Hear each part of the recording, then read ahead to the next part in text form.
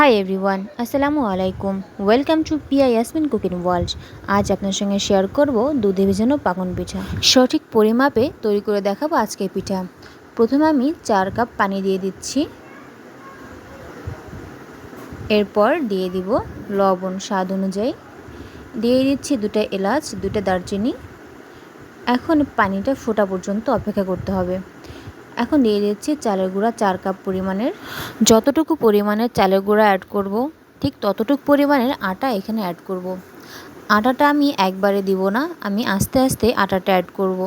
Perfect পিঠা তৈরি করার জন্য আটাটা ভালো করে সিদ্ধ করতে হবে। কাজটা একটু সময় নিয়ে করতে হবে। বাকি আটা আমি দিয়ে দিচ্ছি, দিয়ে ভালো করে নাড়িয়ে চেড়িয়ে নিচ্ছি। দেখতেই পাচ্ছেন আমার আটা সিদ্ধ হয়ে গেছে। পারফেক্ট যদি আটা সিদ্ধ হয় তাহলে হাতে লেগে যাবে না। এখন আমি একটি প্লেটে নিয়ে নিয়েছি। আটাটা এখন ভালো করে ছেনে নিতে হবে। দেখতেই পাচ্ছেন আটাটা একটু শক্ত হবে, এতে চিন্তার কোনো কারণ নেই, কারণ শক্ত হলে আপনার পিঠাটা ভালো হবে। এখানে আমি দারচিনি আর এলাচটা বেছে ফেলে দিচ্ছি। দেখতেই পাচ্ছেন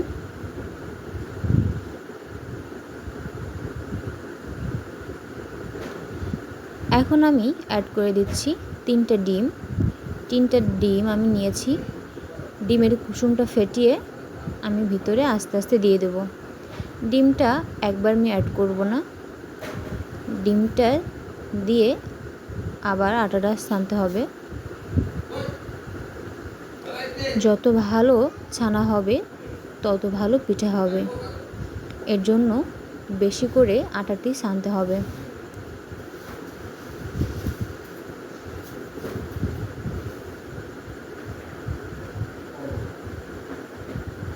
এখন আমি এর ভেতরে অ্যাড করে দিচ্ছি তেল। তেল দিয়ে ভালো করে আবার আটাটা ছেনে নিতে হবে।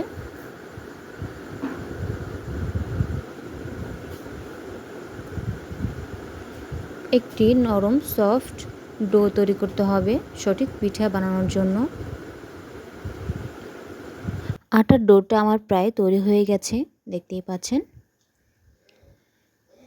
পাচ্ছেন অনেকটা নরম ও সফট হয়েছে।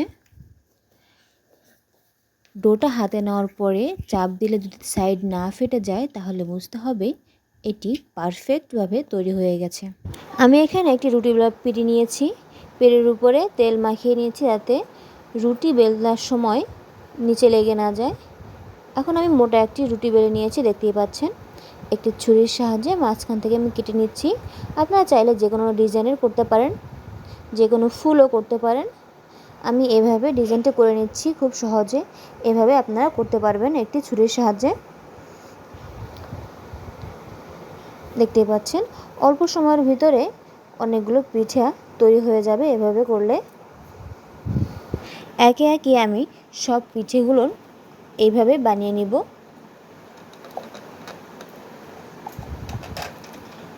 দেখতেই পাচ্ছেন আমার বানানো হয়ে গেছে। এখন আমি একটি শলা দিয়ে আমি এভাবে ডিজাইনটি করে নিচ্ছি। আপনারা চাইলে শলা দিয়েও করতে পারেন, আপনারা চাইলে যে কোনো ডিজাইনের ফুল করতে পারেন। আমি এইভাবে করেছি। দেখতেই পাচ্ছেন সব পিঠেগুলো আমার বানানো হয়ে গেছে। এখন আমি পিঠেগুলো তেলে ভেজে নেব। তেল দিয়ে দিয়েছি। বেশি আছে এটা ভাজা যাবে না, তাহলে উপরটা লাল হয়ে যাবে, ভিতরটা কাঁচা থেকে যাবে। এজন্য মিডিয়াম আঁচে পিঠাটি ভাজতে হবে, একটু লাল করে ভাজতে হবে। দেখতেই পাচ্ছেন অনেকটা কালার পরিবর্তন হয়েছে। পিঠাটা ভাজা হয়ে গেছে, অনেক সুন্দর একটি কালার চলে এসেছে। এখন আমি 1 লিটার দুধ দিয়ে নিব। দিয়ে দিচ্ছি 3 কাপ পরিমাণের চিনি। আপনারা চাইলে চিনির পরিমাণটা বাড়িয়ে বা কমিয়ে নিতে পারেন। দিয়ে দিচ্ছি দারচিনি, এলাচ আর তেজপাতা দিয়ে ভালো করে জাল করে নিতে হবে। আমি জাল করে নিয়েছি অফ ক্যামেরাতে। এখন আমি পিঠেগুলো দুধের ভিতর দিয়ে দিচ্ছি।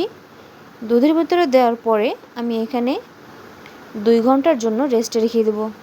2 ঘন্টার ভিতরে পিঠাটা ভিজে যাবে। দেখতে পাচ্ছেন আর পিঠা তৈরি হয়ে গেছে। আশা করছি আজকের রেসিপি আপনাদের কাছে ভালো লেগেছে। ভালো লাগলে অবশ্যই আমার চ্যানেলটি সাবস্ক্রাইব করবেন আর বেল বাটনটি অন করে রাখবেন যাতে আমার ভিডিও নোটিফিকেশন সবার আগে পেয়ে যান। দেখতেই পাচ্ছেন কত সুন্দর নরম ও সফট হয়েছে,